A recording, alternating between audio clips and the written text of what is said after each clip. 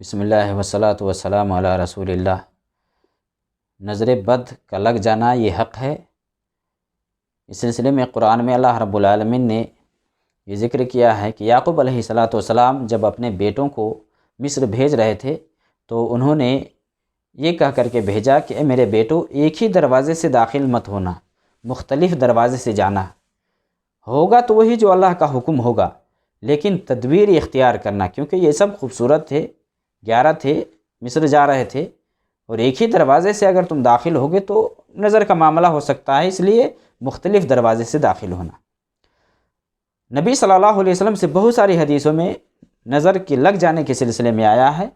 اور علاج کے حوالے سے بھی آیا ہے کہ نظر لگ جائے تو دم کروایا کرو یا دم کیا کرو، اس طرح کی روایت بہت ہے۔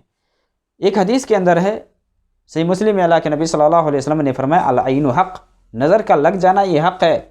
اسی طرح حدیث ہے کہ اللہ کے نبی صلی اللہ علیہ وسلم نے فرمایا نظر کا لگ جانا یہ حق ہے، اگر تقدیر سے کوئی چیز سبقت کرنے والی ہوتی تو یہ نظر ہے۔ اس لیے تم میں سے کسی سے غسل کرنے کو کہا جائے تو اسے چاہیے کہ وہ غسل کرے، یعنی اگر کسی کو ایسا لگے کہ فلاں کی نظر لگی ہے، اس سے کہا جائے کہ آپ غسل کرے، اس پانی سے وہ نہائے یا غسل کرے تو کرنا چاہیے اس کو۔ اسی طرح اللہ کے نبی صلی اللہ علیہ وسلم کی حدیث ہے کہ استعیذوا باللہ فإن العین حق، کہ اللہ رب العالمین سے نظر بد سے پناہ مانگو، اس لیے کہ نظر کا لگ جانا یہ حق ہے۔ اسی طرح آپ صلی اللہ علیہ وسلم کی حدیث ہے کہ ایک آدمی کو نظر بد اونچائی سے نیچے کی طرف لے آتی ہے۔ اسی طرح آپ صلی اللہ علیہ وسلم نے فرمایا ایک انسان کو موت تک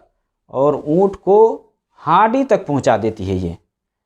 یعنی گویا کہ نظر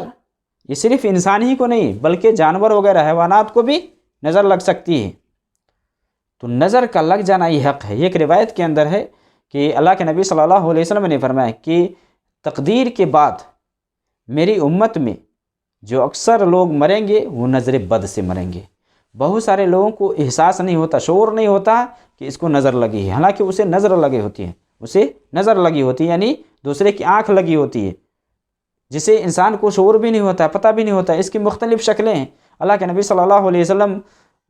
نے ایک بچی کو دیکھا، ام سلمہ رضی اللہ تعالیٰ عنہ سے حدیث ہے کہ اس کے چہرے پر سیاہ آپ نے دیکھا تو آپ صلی اللہ علیہ وسلم نے فرمایا کہ اس کو نظر لگی ہے، اس کو دم کراؤ، پھوڑے پھنسے کا بھی معاملہ ہو سکتا ہے۔ تو دم کے سلسلے میں حدیث میں آیا ہے، تو نظر یہ لگ جاتی ہے، نظر لگنا یہ حق ہے، اور نظر کا علاج اسلام میں بتلایا گیا ہے۔ دیکھیے نظر صرف انسان ہی کی نہیں لگتی، یعنی ایک انسان دوسرے کو اگر غلط نظر سے دیکھے تبھی اس کو نظر نہیں لگتی ہے۔ ایک انسان کی نظر انسان کو لگ سکتی ہے، یا جنات کی نظر بھی انسان کو لگ سکتی ہے۔ انسان کی نظر انسان کو تو لگتی ہے، جانوروں کو بھی لگ جاتی ہے، لیکن جن کی بھی نظر لگتی ہے، تو اس سب سے علاج ہے اسلام میں۔ اور نظر کا مطلب یہ نہیں کہ کوئی آدمی غلط نظریے سے دیکھے تبھی اس کو، یا ایک حسد کرنے والا ہے تبھی اس کی نظر لگ سکتی ہے، ایسا بھی نہیں۔ ایک محبت کرنے والے آپس میں ایک دوسرے سے محبت کرنے والے ہوتے ہیں، لیکن دوسرے کو نظر لگ جاتی ہے، پتہ بھی نہیں ہوتا کہ میری نظر لگی ہے، یا سامنے والے کو یہ پتہ نہیں ہوتا کہ مجھے جو نظر لگی ہے فلاں کی نظر لگی ہے، حالانکہ نظر لگ جاتی ہے۔ تو نظر کے لیے ضروری نہیں، ایک تو ہوتا ہے حاسد کی نظر، کہ کسی کے دل کے اندر جو حسد ہے، جو جلن ہے، اس نظریے سے وہ دیکھے تو سامنے والے کو نظر لگ جاتی ہے۔ ایک آدمی ہے کہ حسد کرنے والا نہیں ہے، یعنی محبت کی نظر سے دیکھتا لیکن پھر بھی نظر لگ جاتی ہے۔ اس لیے حدیث میں آیا ہے کہ کوئی بھی بھلی چیز دیکھو تو وہاں برکت کی دعا دو۔ تو نظر کا لگ جانا یہ حق ہے۔ تو نظر یہ صرف انسان ہی کی نہیں لگتی ہے، دوسرے کی بھی نظر لگتی ہے۔ نظر کا جو علاج ہے وہ ایک تو نظر لگنے سے پہلے ہے اور ایک نظر لگنے کے بعد ہے۔ ایک تو علاج لگنے سے پہلے ہے، نظر لگنے سے پہلے نظر کا علاج وہ یہ ہے کہ آپ صبح شام کے اذکار پابندی کے ساتھ پڑھیں۔ اسی طرح دن اور رات کے جو اعمال ہیں وہ سب آپ خصوصی طور پر کریں، جیسے سونے سے پہلے کے جو اعمال ہے، اسی طرح آپ حمام میں جاتے ہیں، حمام سے نکلتے ہیں، یہ ہے ایک علاج لگنے سے پہلے۔ لگ جائے تو لگنے کے بعد جو علاج ہے وہ دو طریقے سے ہیں، دو طرح کے علاج ہیں۔ اگر کسی کو نظر لگ گئی ہے اور یہ پتہ ہے کہ فلاں کی نظر لگ گئی ہے تو اسے کہا جائے گا کہ وہ غسل کرے یا وضو کرے، اور یہ دھیان میں رہے کہ وہ جب وضو کرے گا تو کلی وغیرہ کے پانی سب کچھ ایک ٹب میں رکھے گا، باہر نہ جائے، کسی برتن یا ٹب میں وہیں وہ کلی کرے گا، وضو بنائے گا، ہاتھ کہنی وغیرہ دھلے گا، اسی طرح پیر وغیرہ دھلے گا، اور تہبند کے جو اندرونی حصے وہ سب دھل کر کے اس ٹب میں رکھے گا، اور جس کو نظر لگی ہے اس کے اوپر پیچھے سے بہا دیا جائے گا۔ ایک طریقہ تو یہ ہے اگر پتہ ہے تب، اس لیے صحیح مسلم میں حدیث ہے کہ اگر کوئی آدمی تم سے کہے غسل کرنے کے لیے تو تم غسل کرو، یا وضو کرنے کے لیے کہے تو وضو کرو، تاکہ وہ استعمال کرے، اور اس کو اگر نظر لگی ہے تو اس حساب سے وہ اس کا علاج کر لے گا۔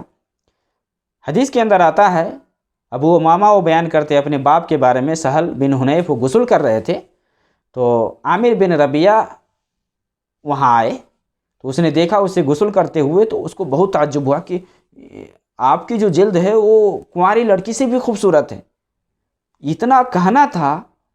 کہ وہ گر پڑے اور اس کو بخار آ گیا۔ اللہ کے نبی صلی اللہ علیہ وسلم تک بات گئی، تو اللہ کے نبی صلی اللہ علیہ وسلم نے پوچھا کہ کیا کسی پر شک ہے؟ تو کہا گیا کہ ہاں عامر بن ربیعہ پر ہے۔ تو اسے بلایا اللہ کے نبی صلی اللہ علیہ وسلم نے، اور آپ نے ناراضگی کا اظہار کیا، اور آپ نے کہا کہ کیوں تم میں سے اپنے بھائی کو کوئی قتل کرنا چاہتا ہے؟ کیوں نہیں؟ کوئی بھلی چیز دیکھتا ہے تو کیوں نہیں کہتا ہے بارک اللہ، یا برکت کی دعا کیوں نہیں دیتا ہے؟ پھر اسے وضو بنانے کو کہا گیا، وہ وضو بنائے اور پھر اس کے اوپر بہا دیا گیا۔ تو اگر کسی کے بارے میں پتہ چل جائے یا کسی کے بارے میں شک ہے کہ فلاں کی نظر لگی ہے، تو اسے وضو بنوایا جائے گا، کلی وغیرہ کے پانی جو کچھ ہے سب اس ٹب میں رکھا جائے گا، اور جس کو نظر لگی اس کے اوپر بہا دیا جائے گا۔ اور ایک ہے کہ پتہ نہ چلے کہ کس کی نظر لگی ہے، کوئی معلوم نہیں ہے، تو وہاں دعا ہے، دعا پڑھ کر کے آدمی علاج کر سکتا ہے۔ اگر خود وہ علاج کر رہا ہے پھر بھی وہ اپنے اوپر دم کر سکتا ہے، یا اگر کسی کو دم کر رہا ہے تو وہاں بھی وہ کر سکتا ہے۔ اللہ کے نبی صلی اللہ علیہ وسلم لگنے سے پہلے حسن حسین کو دم کیا کرتے تھے، جیسے حدیث کے اندر ہے نا کہ اللہ کے نبی صلی اللہ علیہ وسلم حسن اور حسین کو دم کیا کرتے تھے اس کلمات کے ذریعے، اعوذ بکلمات اللہ تامہ من کل شیطان وہامہ ومن کل عین لامہ، اور یہ کہا کرتے تھے کہ تمہارے باپ ابراہیم علیہ السلام، اسماعیل اور اسحاق علیہ السلام کو انہی کلمات کے ذریعے سے دم کیا کرتے تھے۔ تو یہ دم کرنا ہے، آدمی اپنے اوپر دم کرے یا چاہے کسی اور کے اوپر، جیسے بچہ وغیرہ ہے۔ بہت ساری عورتیں کیا کرتی ہیں کہ نظر بد سے بچانے کے لیے کیا ہے، وہ تعویذ اور کیا کیا لگاتی ہیں، گلے میں پٹا اور یہ سب ٹیکا اور نشان کیا کیا لگاتی ہیں، یہ سب مشروع نہیں ہے، درست نہیں ہے۔ آپ دم کریں، اگر بچے کو بچانا ہے تو قرآنی آیات یا جو دعائے معصورہ ثابت ہے وہ پڑھ کر کے آپ دم کریں۔ اسی طرح سے ایک طریقہ آخری چند صورتیں، یعنی قل هو اللہ، قل اعوذ برب الفلق، قل اعوذ برب الناس، یا خاص کر کے اگر آپ دو ہی صورت قل اعوذ برب الناس اور قل اعوذ برب الفلق یہ پڑھ کر کے اگر دم کرتے تو پھر بھی انشاءاللہ فائدہ ہوگا۔ تو یہ طریقہ ہے۔ اسی طرح سے اور بھی دعا وغیرہ اللہ کے نبی صلی اللہ علیہ وسلم سے ثابت ہے، جیسے اللہ کے نبی صلی اللہ علیہ وسلم بیمار پڑے تھے تو جبریل علیہ السلام آئے تھے، اللہ کے نبی صلی اللہ علیہ وسلم کو انہوں نے دم کیا، اور یہ کہا کہ اللہ کے نبی صلی اللہ علیہ وسلم آپ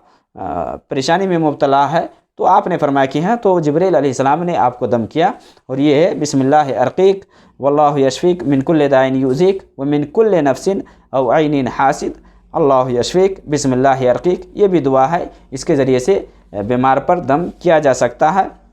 اسی طرح سے اور بھی دعا ہے جس کے ذریعے سے آپ بیمار کا علاج کر سکتے ہیں، بسم اللہ یبریک من کل داء یشفیک